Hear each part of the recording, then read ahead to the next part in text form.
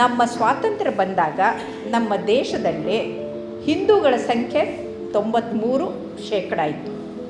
ಈಗ 77ಕ್ಕೆ ಇಳಿದಿದೆ. 3 ಪ್ರಮುಖ ಕಾರಣಗಳು. ಹೆಣ್ಣು ಭ್ರೂಣ ಹತ್ಯೆ ಮಾಡಿ 10 ಕೋಟಿ ಹೆಣ್ಣು ಮಕ್ಕಳ ಸಂಖ್ಯೆ ಕಡಿಮೆ ಆಗಿದೆ.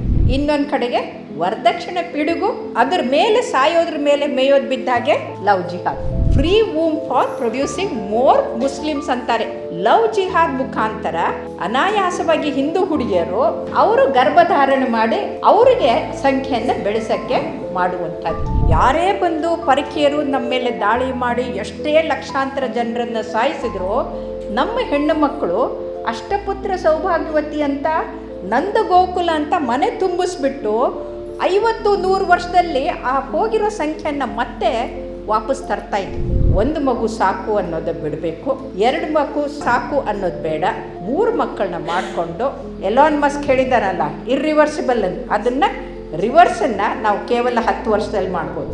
ಆಷಾಢ ಮಾಸದ ಕೃಷ್ಣ ಪಕ್ಷದ ಶುಭ ಶನಿವಾರ ಮಧ್ಯಾಹ್ನ ವಿಶ್ವ ಹಿಂದೂ ಪರಿಷತ್ತಿನ ಈ ಧರ್ಮಶ್ರೀಯಲ್ಲಿ ನಾವು ಇವತ್ತು ಬಿಡುಗಡೆ ಮಾಡಿದಂಥ ಹಿಂದೂ ಮಹಿಳಾ ಸಹಾಯವಾಣಿ, ಇದನ್ನು ಬಿಡುಗಡೆ ಮಾಡೋ ಕಾರ್ಯಕ್ರಮಕ್ಕೆ ಬಂದಂಥ ತಮ್ಮೆಲ್ಲರಿಗೂ ನಿಮ್ಮ ಡಾಕ್ಟರ್ ವಿಜಯಲಕ್ಷ್ಮಿ ಮಾಡುವ ಹೃತ್ಪೂರ್ವಕ ವಂದನೆಗಳು, ಅಭಿನಂದನೆಗಳು. ಈ ಸಂಖ್ಯೆ ನೋಡಿ 8884437733. ಇದೇನು ಸೂಚಿಸುತ್ತೆ ಅಂದರೆ 8 ಅಂದರೆ ಅಷ್ಟಲಕ್ಷ್ಮಿಯರು, 4 ಅಂತಂದರೆ ಚತುರ್ಮುಖ ಬ್ರಹ್ಮ, 3 ಅಂದರೆ ಪರಮೇಶ್ವರಿಯರ ತ್ರಿಶೂಲ, 7 ಅಂದರೆ ಸಪ್ತರ್ಷಿಗಳು. ನಮ್ಮ ಸನಾತನ ಧರ್ಮದ ಪ್ರತಿಯೊಂದು ಕೂಡ ಇದರಲ್ಲಿ ಈ ಸಂಖ್ಯೆ ಇದೆ. ಇದಕ್ಕಿಂತ ಮುಖ್ಯವಾಗಿ ಹೇಳಬೇಕಾಗಿದ್ದೇನೆಂದರೆ, ನೀವು ಕೇಳ್ಬೋದು ಒಬ್ಬ ಡಾಕ್ಟ್ರಿಗೂ ಇದಕ್ಕೂ ಏನು ಸಂಬಂಧ, ಇವ್ರನ್ನ ಯಾಕೆ ಕರೆಸಿದ್ರು ಅಂತ. ಬಹುಶಃ ತಮಗೆ ಯಾರಿಗೂ ಗೊತ್ತಿಲ್ಲ, 2009ರಲ್ಲಿ ಪ್ರಪ್ರಥಮ ಬಾರಿ ಲವ್ ಜಿಹಾದ್ ಬಗ್ಗೆ ಫ್ಯಾಕ್ಟ್ ಫೈಂಡಿಂಗ್ ಕಮಿಟಿ ನಾವು ಕೇರಳಕ್ಕೆ ಹೋದಾಗ ಆ 5 ಜನರ ಫ್ಯಾಕ್ಟ್ ಫೈಂಡಿಂಗ್ ಕಮಿಟಿಯಲ್ಲಿ ನಾನು ಒಬ್ಬಳಿದ್ದೆ. ಅಲ್ಲಿ ಎಂಥ ಹೀನ ಕೃತ್ಯ ಹೇಗೆ ನಡೀತಾ ಇದೆ, ಈ ಲವ್ ಜಿಹಾದು ಯಾವ ರೀತಿಯಲ್ಲಿ ನಡೀತಾ ಇದೆ ಅಂತ ಎಳೆಯಾಗಿ ಅವರು ಸಂದರ್ಶನ ಮಾಡಿ ವಿಡಿಯೋ ಮಾಡಿಕೊಂಡು ರೆಕಾರ್ಡ್ ಮಾಡಿಕೊಂಡು ಆ ರಿಪೋರ್ಟನ್ನು ನಾವು ಅಂದಿನ ರಾಷ್ಟ್ರಪತಿಗೆ ಕೊಟ್ಟು ಅವರು SIT ಕೊಟ್ಟು ಅದನ್ನು ಅವರು ಸುಪ್ರೀಂ ಕೋರ್ಟ್ಗೆ ಸಬ್ಮಿಟ್ ಮಾಡಿ ಆ ಜಡ್ಜ್ಮೆಂಟನ್ನು ಕೊಟ್ಟಿದ್ರು. 2ನೇದು ಯಾಕೆ ಅಂತಂದರೆ, ಮಹಿಳೆಯರು ಮಕ್ಕಳು ಅಂದರೆ ನನಗೆ ಪಂಚಪ್ರಾಣ. ಯಾವಾಗಲೂ ಅವ್ರು ಏನೇ ಆದರೂ ಕೂಡ ನಾನು ಮಹಿಳಾ ಏನಂತಾರೆ ಆ್ಯಕ್ಟಿವಿಸ್ಟರ ಅಲ್ಲ, ಆದರೆ ಸದಾ ಅವರ ನೆರಳಾಗಿ ನಿಂತವಳು, ಅವ್ರಿಗೆ ಸಹಾಯ ಮಾಡಿದವಳು. ಹಾಗಾಗಿ ಆ ನಿಟ್ಟಿನಲ್ಲಿ ನಾನಿಲ್ಲಿ ಬಂದಿದ್ದೀನಿ. ನಮ್ಮ ಭಾರತದ ಸ್ವಾತಂತ್ರ್ಯದ ನಂತರದ ಇತಿಹಾಸವನ್ನು ನೋಡಿದರೆ ಅತ್ಯಂತ ಭಯಾನಕವಾಗಿದೆ. ಒಂದು ಕಾಲಕ್ಕೆ ಯಾರೇ ಬಂದು ಪರಕೀಯರು ನಮ್ಮ ಮೇಲೆ ದಾಳಿ ಮಾಡಿ ಎಷ್ಟೇ ಲಕ್ಷಾಂತರ ಜನರನ್ನು ಸಾಯಿಸಿದ್ರು, ನಮ್ಮ ಹೆಣ್ಣು ಮಕ್ಕಳು ಅಷ್ಟಪುತ್ರ ಸೌಭಾಗ್ಯವತಿ ಅಂತ ನಂದ ಗೋಕುಲ ಅಂತ ಮನೆ ತುಂಬಿಸ್ಬಿಟ್ಟು 50-100 ವರ್ಷದಲ್ಲಿ ಆ ಹೋಗಿರೋ ಸಂಖ್ಯೆಯನ್ನು ಮತ್ತೆ ವಾಪಸ್ ತರ್ತಾ ಇದ್ವಿ. ಆದರೆ ಬಹುಶಃ ನಿಮ್ಮಲ್ಲಿ ಎಷ್ಟು ಜನರಿಗೆ ಗೊತ್ತಿದೆಯೋ ಇಲ್ವೋ, ಗಜ್ಬಾಯೆ ಹಿಂದದ ಈ ಹೀನವಾದಂಥ ಒಂದು ನೆಫೇರಿಯಸ್ ಆ್ಯಕ್ಟಿವಿಟಿಯಲ್ಲಿ ಇದು ಕೂಡ ಒಂದಾಗಿದೆ. ಬಹುಶಃ ಎಷ್ಟೋ ಜನ ಗಮನಿಸಿಲ್ಲ, ನಮ್ಮ ಸ್ವಾತಂತ್ರ್ಯ ಬಂದಾಗ ನಮ್ಮ ದೇಶದಲ್ಲಿ ಹಿಂದೂಗಳ ಸಂಖ್ಯೆ 93% ಇತ್ತು. ಈಗ 77ಕ್ಕೆ ಇಳಿದಿದೆ. ಅವ್ರದ್ದು 3 ಇತ್ತು, 33 ಆಗಿದೆ. ನಮ್ಮದು 77. ಅಂದರೆ ಕಳೆದ 70 ವರ್ಷದಲ್ಲಿ 22,46,00,000 ಹಿಂದೂಗಳ ಸಂಖ್ಯೆ ಕಡಿಮೆ ಆಗಿದೆ. ಇದು ಭಯಾನಕ, ಅತ್ಯಂತ ಭಯಾನಕವಾದಂಥದ್ದು. ಇಲ್ಲ, ಅತ್ಯಂತ ಭಯಂಕರವಾದಂಥ ವಿಚಾರ. ನಾವು ಅದಕ್ಕೆ ಗಮನ ಕೊಡ್ತಾ ಇಲ್ಲ. ಇತ್ತೀಚೆಗೆ ಎಲಾನ್ ಮಸ್ಕು ಅವರು ಒಂದು ಘೋಷಣೆ ಮಾಡಿದರು. ಏನು ಅಂದರೆ, ಭಾರತದ ಬರ್ತ್ ರೇಟು ಎಷ್ಟು ಕಡಿಮೆ ಆಗಿದೆ ಅಂದರೆ ಇರ್ರಿವರ್ಸಿಬಲ್ ಸ್ಟೇಟ್. ಇರ್ರಿವರ್ಸಿಬಲ್ ಅಂದರೆ ಮತ್ತೆ ತಿರುಗಿ ಬರುವಂಥ ಸ್ಥಿತಿಯಲ್ಲಿ ಉಳ್ಕೊಂಡಿಲ್ಲ. ಪೂರ್ತಿ ಡಿರೇಲ್ ಆಗಿಬಿಟ್ಟಿದೆ ಅಂತ. ಯಾಕಂದರೆ 1.9 ಬರ್ತ್ ರೇಟಿಗೆ ಇಳಿದಿದೆ ಅಂತ. ಆದರೆ ನಿಜಾಂಶ ಅಂತ ಹೇಳಿದರೆ 1.9 ಇಲ್ಲ, ನಾವು 1.4 ಜೈನರು 1.3 ಹಾಗಾಗಿ ಪಾರ್ಸಿಗಳು 1.1 ಹಾಗಾದರೆ ಇಷ್ಟು ಜನಸಂಖ್ಯೆ ಕಡಿಮೆ ಆಗೋಕ್ಕೆ ಕಾರಣ ಏನು? 3 ಪ್ರಮುಖ ಕಾರಣಗಳು. ಅದರಲ್ಲಿ ಲವ್ ಜಿಹಾದ್ ಕೂಡ ಒಂದು. ಮೊದಲನೇದು ಏನು ಅಂತಂದರೆ, ಫೀಮೇಲ್ ಫೀಟಿಸೈಡ್ ಮಾಡಿ, ಅಂದರೆ ಹೆಣ್ಣು ಭ್ರೂಣ ಹತ್ಯೆ ಮಾಡಿ 10 ಕೋಟಿ ಹೆಣ್ಣು ಮಕ್ಕಳ ಸಂಖ್ಯೆ ಕಡಿಮೆ ಆಗಿದೆ. ನೋಡಿ, ಒಂದು ಕಾಲಕ್ಕೆ ಸತ್ಯಯುಗದಲ್ಲಿ ತ್ರಿಮೂರ್ತಿಗಳಿಗೆ ಗುರು ಯಾರು ಅಂತಂದರೆ ಸತಿ, ಯಾರು ಹೇಳಿ? ಅರುಂಧತಿ ತ್ರಿಮೂರ್ತಿಗಳ ಗುರು. ತ್ರಿಮೂರ್ತಿಗಳ ತಾಯಿ ಸತಿ ಅನಸೂಯ. ಆದರೆ ಅಲ್ಲಿಂದ ಹೋಗಿ 1,000 ವರ್ಷದ ಗುಲಾಮಗಿರಿಯಲ್ಲಿ ನಾವು ಎಷ್ಟು ಅಧೋಗತಿಗೆ ಹೋಗಿದ್ವಿ ಅಂತಂದರೆ, ಹೆಣ್ಣು ಮಕ್ಕಳು ಬದುಕಿದರೆ ಸಾಕು ಅನ್ನುವಂಥದ್ದಿತ್ತು.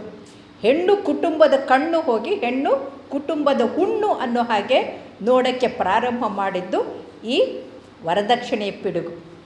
ಸೊ ಒಂದು ಕಡೆಗೆ ಹೆಣ್ಣು ಭ್ರೂಣ ಹತ್ಯೆ, ಇನ್ನೊಂದು ಕಡೆಗೆ ವರದಕ್ಷಿಣೆ ಪಿಡುಗು, ಅದರ ಮೇಲೆ ಸಾಯೋದ್ರ ಮೇಲೆ ಮೇಯೋದು ಬಿದ್ದಾಗೆ ಇದು ಲವ್ ಜಿಹಾದ್. ಈ 3ರಿಂದ ನಮ್ಮ ಹಿಂದೂಗಳ ಸಂಖ್ಯೆ ಅತ್ಯಂತ ಕೆಳಗೆ ಹೋಗ್ಬಿಟ್ಟಿದೆ. ಇನ್ನು 50 ವರ್ಷಕ್ಕೆ ನಾವು ಭಾರತದಲ್ಲಿ ಹಿಂದೂಗಳನ್ನು ನೋಡಬೇಕು ಅಂದರೆ ಅವರು ಅಲ್ಪಸಂಖ್ಯಾತರಾಗಿರ್ತಾರೆ ಅನ್ನೋದನ್ನು ಮರಿಬೇಡಿ. ಇದು ಅತ್ಯಂತ ಭಯಂಕರವಾದಂಥ ಭಯಾನಕ ಮಂಥನ ಮಾಡಿ ಮತ್ತೆ ಸರಿ ದಾರಿಗೆ ಬರೋ ಹಾಗೆ ಮಾಡುವಂಥ ಅತ್ಯಂತ ಸಂಯೋಚಿತವಾದಂಥ ಕಾರ್ಯವನ್ನು ಇವರು ಮಾಡ್ತಾಯಿದ್ದಾರೆ. ಹಾಗಾಗಿ ಅವ್ರಿಗೆಲ್ರಿಗೂ ನಾವು ಜೋರಾಗಿ ಚಪ್ಪಾಳೆ ತಟ್ಟಿ ನಮ್ಮ ಬಲ ನಿಮ್ಮ ಜೊತೆಗಿದೆ ಅಂತ ನಾವು ಅವ್ರಿಗೆ ಹೇಳಬೇಕಾಗಿದೆ. ಈಗ ಎಲ್ಲಿ ವರದಕ್ಷಿಣೆ ಪಿಡುಗಿರುತ್ತಲ್ಲ, ಆ ಹೆಣ್ಣು ಮಗಳು ಸುಟ್ಕೊಂಡು ಸಾಯ್ತಾಯಿದ್ಲು, ಇನ್ನೇನೋ ಆಗ್ತಾಯಿತ್ತು. ಆದರೆ ಆ ಹೊತ್ತಿನಲ್ಲಿ ಅವಳಿಗೆ ಸಹಾಯ ಮಾಡೋಕ್ಕೆ ಯಾರೂ ಇರ್ತಾ ಇರಲಿಲ್ಲ. ತವ್ರ ಮನೆಗೆ ಫೋನ್ ಮಾಡಿದ್ರೆ ಇಲ್ಲ, ಒಂದು ಸಲ ಕೊಟ್ಟ ಮೇಲೆ ಮನೆ ಹೊರಗೆ ಅಂತಂತಾಯಿದ್ರು. ವಾಪಸ್ ಅಲ್ಲಿ ಹೋಗೋಕ್ಕಾಗ್ತಾಯಿಲ್ಲ, ಇಲ್ಲಿ ಬದುಕೋಕ್ಕಾಗ್ತಾಯಿಲ್ಲ, ಸಾಯ್ತಾಯಿದ್ರು. ಅವ್ರಿಗೆ ಸಹಾಯ ಮಾಡೋದು ನಮ್ಮ ಕರ್ತವ್ಯ. ಎರಡನೇದು, ಹೆಣ್ಣು ಭ್ರೂಣ ಹತ್ಯೆಗೆ ಅದರ ವಿರೋಧ ನಾನು ಹೋರಾಟ ಮಾಡಿದಂಥವಳು. ಇದು ಎಷ್ಟು ಮಟ್ಟಿಗೆ ಆಗಿದೆ ಅಂತಂದರೆ 10 ಕೋಟಿ ಹೆಣ್ಣು ಮಕ್ಕಳ ಸಂಖ್ಯೆ ನಮ್ಮಲ್ಲಿ ಕಡಿಮೆ ಆಗಿದೆ. ಆದರೆ ಅವರೇನು ಮಾಡ್ತಾಯಿದ್ದಾರೆ ಅಂದರೆ, ಲವ್ ಜಿಹಾದ್ ಮುಖಾಂತರ ಆಗ 2,500 ಇತ್ತು ವರ್ಷಕ್ಕೆ ಕೇರಳದಲ್ಲಿ. ಈಗ ಎಷ್ಟಾಗಿದೆ ಅಂತ ಗೊತ್ತಿಲ್ಲ. ಇಡೀ ಭಾರತದ ತಗೊಂಡ್ರೆ ಸುಮಾರು 5,000 to 10,000 ಹೆಣ್ಣು ಮಕ್ಕಳು ಕನ್ವರ್ಷನ್ ಆಗ್ತಾಯಿದೆ ಅಂತ ನೀವು ತೊಗೊಂಡ್ರೆ, ಆ 10 × 5 ಅಂತ ತೊಗೊಳ್ಳಿ, ಅಥವಾ 10 ಅಂತಲೇ ತೊಗೊಳ್ಳಿ, ವರ್ಷಕ್ಕೆ 1 ಲಕ್ಷ ಮುಸಲ್ಮಾನರ ಸಂಖ್ಯೆ ಹೆಚ್ಚಾಗುತ್ತೆ. ಅರ್ಥ ಆಯ್ತಾ? ಅದಕ್ಕೆ ಅವರು free womb for producing more Muslims ಅಂತಾರೆ. ಫ್ರೀ ವೂಮ್ ಅಂದರೆ ಏನು? ಅನಾಯಾಸವಾಗಿ ಹಿಂದೂ ಹುಡುಗಿಯರು ಅವರು ಗರ್ಭಧಾರಣೆ ಮಾಡಿ ಅವರಿಗೆ ಸಂಖ್ಯೆಯನ್ನು ಬೆಳೆಸೋಕ್ಕೆ ಮಾಡುವಂಥದ್ದು.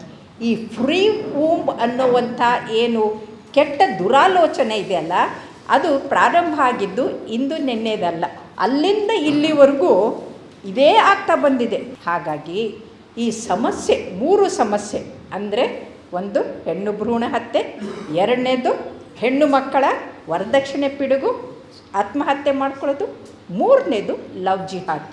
ಈ 3ನ್ನು ನಾವು ಕಡಿವಾಣದಲ್ಲಿ ತರಬೇಕು ಅಂತಂದರೆ ಹೆಣ್ಣು ಮಕ್ಕಳು ಸಂಘಟಿತರಾಗಬೇಕು. ಯಾರೋ ಬೇರೆಯವ್ರು ಬಂದು ನಮಗೆ ಸಹಾಯ ಮಾಡ್ತಾರಂತಲ್ಲ, ನಮಗೆ ನಾವು ಸಹಾಯ ಮಾಡ್ಕೊಳ್ಳೋದನ್ನು ಮೊದಲು ಕಲಿಬೇಕು. ಯಾಕಂದರೆ god helps those who help themselves ಅಂತ. ನಾವು ಗಟ್ಟಿ ಆಗದೇ ಇದ್ದರೆ ಆಗೋದಿಲ್ಲ. ಮೊದಲು ನೆನ್ಪಿಟ್ಕೊಳ್ಳಿ, ಹೆಣ್ಣು ಅಬಲೆ ಅಲ್ಲ, ಹೆಣ್ಣು ಸಬಲೆ. ದುಷ್ಟರಿಂದ ದೂರ ಇರಿ ಅಂತ ನಮ್ಗೆ ಹೇಳ್ತಾಯಿದ್ರು. ಯಾಕೆ ಅಂತಂದರೆ, ಯಾವಾಗ ಎಲ್ಲಿ ಹೇಗೆ ನೀವು ಕೈ ಸುಟ್ಕೊಳ್ತೀರಿ, ಮರ್ಯಾದೆ ಕಳ್ಕೊಳ್ತೀರಿ ಅಂತ ಗೊತ್ತಾಗೋದಿಲ್ಲ. ಯಾಕೆ ಅಂತಂದರೆ, ಒಂದು ಸಲ ಏನಂತೀರಿ, ಅಡಿಕೆಗೆ ಹೋದ ಮಾನ ಆನೆ ಕೊಟ್ಟರು ಬರೋದಿಲ್ಲ. ಇದೇ ಈ ಲವ್ ಜಿಹಾದದ ಪ್ರಮುಖವಾದಂಥ ಮಾತನ್ನು ನಾವೆಲ್ಲರೂ ನೆನಪಿಟ್ಕೊಳ್ಳೇಬೇಕಾದಂಥ ವಿಚಾರ. ಹಾಗಾಗಿ ಒಂದು ಕಡೆಗೆ ಒಂದು ಮಗು ಸಾಕು ಅನ್ನೋದು ಬಿಡಬೇಕು, 2 ಮಗು ಅಪ್ಪ ಸಾಕು ಅನ್ನೋದು ಬೇಡ, 3 ಮಕ್ಕಳನ್ನ ಮಾಡಿಕೊಂಡು ನೀವು ಅತ್ಯಂತ ನಮ್ಮ ಇದೇನು ಎಲಾನ್ ಮಸ್ಕ್ ಹೇಳಿದಾರಲ್ಲ ಇರ್ರಿವರ್ಸಿಬಲ್ ಅಂತ, ಅದನ್ನು ರಿವರ್ಸನ್ನು ನಾವು ಕೇವಲ 10 ವರ್ಷದಲ್ಲಿ ಮಾಡ್ಬೋದು. ಪ್ರತಿಯೊಬ್ಬ ಮಹಿಳೆ ಕೂಡ ನಿಮ್ಮ ಮಗಳು, ನಿಮ್ಮ ಮೊಮ್ಮಗಳು, ನಿಮ್ಮ ಇವರು ಯಾರೇ ಕುಟುಂಬದಲ್ಲಿ ಸುತ್ತಮುತ್ತಲಿದ್ದವ್ರಿಗೆ ನಾವು ಸಹಾಯ ಮಾಡ್ತೀವಿ, ನಿಂತ್ಕೊಳ್ಳಿ. ಅದು ಕೂಡ ಸಹಾಯನೇ, ಯಾರೂ ನೋಡ್ಕೊಳ್ಳೋಕ್ಕಿಲ್ಲ ಹೆಂಗೆ ಮಾಡ್ಕೊಳ್ಳೋದು ಅಂತ ಕೇಳ್ತಾರೆ. ಆದರೆ ನಾವು ಒಬ್ರಿಗೊಬ್ರು ಸಹಾಯ ಮಾಡಿ, ಹಳೆ ಕಾಲದಲ್ಲಿ ಹೇಗೆ ಗರ್ಭಿಣಿ ಆದರೆ ಎಲ್ಲರೂ ತಮ್ಮ ಮನೆಗೆ ಕರೆದು ಊಟ ಮಾಡ್ತಾಯಿದ್ರು, ಹೆರಿಗೆ ಆದರೆ ಎಲ್ಲರೂ ಬಂದು ಸಹಾಯ ಮಾಡ್ತಾಯಿದ್ರು. ನನಗೆ ಹೆರಿಗೆ ಆದಾಗ ಸುಧಾಮೂರ್ತಿ ಅಕ್ಕ ಸುನಂದ ಕುಲಕರ್ಣಿ ಬಂದು ಬಟ್ಟೆ ತಂದು ಹಾಕಿ ನನ್ನ ಜೊತೆಗೆ ರಾತ್ರಿ ಎಲ್ಲ ಇದ್ದರು. ನಾವು ಒಬ್ರಿಗೊಬ್ರು ಮಾಡದೇ ಇದ್ದರೆ ಮೇಲೆ ಆಗೋದಿಲ್ಲ. ಹಾಗಾಗಿ ನಾನು ಬಹುಶಃ ಅತ್ಯಂತ ಉತ್ಕೃಷ್ಟವಾದಂಥ ಈ ಸಮಯದಲ್ಲಿ ಆಗಲೇಬೇಕಾದಂಥ ಕೆಲಸವನ್ನು ತಾವು ಪ್ರಾರಂಭ ಮಾಡ್ತಾಯಿದ್ದೀರಿ. ತಮಗೆ ಒಳ್ಳೆಯದಾಗಲಿ. ಒಂದೇ ಅಂದರೆ ಉದ್ಘಾಟನೆ ಮಾಡಿ ಬಿಡೋದಲ್ಲ, ಇದು ನಿರಂತರವಾಗಿ ಹೋಗಬೇಕು ಅಂತಂದರೆ ಎಲ್ಲ ಕಡೆಗೂ ಪಸರಿಸಬೇಕು, ಇಡೀ ದೇಶದಲ್ಲಿ ಪಸರಿಸಬೇಕು. ಈಗ ಕರ್ನಾಟಕದಲ್ಲಿ ನೀವು ಜಿಲ್ಲೆಗೂ ತಾಲೂಕುಗಳಲ್ಲೂ ಹಳ್ಳಿಗಳಲ್ಲೂ ಎಲ್ಲ ಕಡೆಗೂ ನಿಮ್ಮ ಕಾರ್ಯಕರ್ತರನ್ನ ಜೊತೆಗೆ ಸೇರಿಸ್ಕೊಂಡು ಎಲ್ಲಿ ಅನ್ಯಾಯ ಆಗುತ್ತೋ, ಎಲ್ಲಿ ತೊಂದರೆ ಆಗುತ್ತೋ ಅದು ತಕ್ಷಣಕ್ಕೆ. ಯಾಕಂದರೆ ಕಷ್ಟದಲ್ಲಿದ್ದವರು ಯಾರ ಹತ್ರ ಹೇಳ್ಕೊಳ್ಳೋದಿಲ್ಲ, ಆತ್ಮಹತ್ಯೆ ಕಡೆ ಹೋಗ್ತಾರೆ. ಆ ಸಮಯದಲ್ಲಿ ಒಂದು ಮುಳುಗುವವರಿಗೆ ಹೇಗೆ ಹುಲ್ಲು ಕಡ್ಡಿ ಸಾಕೋ ಹಾಗೆ ಅವ್ರಿಗೆ ಆ ಸಮಯದಲ್ಲಿ ಒಂದು ಫೋನ್ ಕಾಲ್ ಬಂತು, ಒಂದು ಸಹಾಯದಾಯಿತು, ಒಂದು ಸಾಂತ್ವನ ಹೇಳಿದ್ದೆ ಆದರೆ ಅವರ ಬದುಕು ಉಳಿಯುತ್ತೆ. ಅನ್ಯಾಯವಾಗಿ ಸಾಯೋದು ತಪ್ಪುತ್ತೆ. ಹಾಗಾಗಿ ಆ ಭಗವಂತ ತಮ್ಮೆಲ್ಲರಿಗೂ ಹೆಣ್ಣು ಮಕ್ಕಳ ಬಗ್ಗೆ ಕಾಳಜಿ, ಕಳಕಳಿ, ಕನಿಕರ ಎಲ್ಲವನ್ನು ಯಥೇಚ್ಛವಾಗಿ ಕೊಡಿಸಿ ತಮಗೆ ಆರೋಗ್ಯ, ಆಯುಷು, ಸಂಪತ್ತು, ಸಮೃದ್ಧಿ, ನೆಮ್ಮದಿ, ಯಶಸ್ಸು, ತೇಜಸ್ಸು, ವರ್ಚಸ್ಸನ್ನು ಕೊಟ್ಟು ನಮ್ಮ ಭಾರತೀಯ ಸಂಸ್ಕೃತಿಯನ್ನು ಉಳಿಸೋದಕ್ಕೆ ನಾವೆಲ್ಲರೂ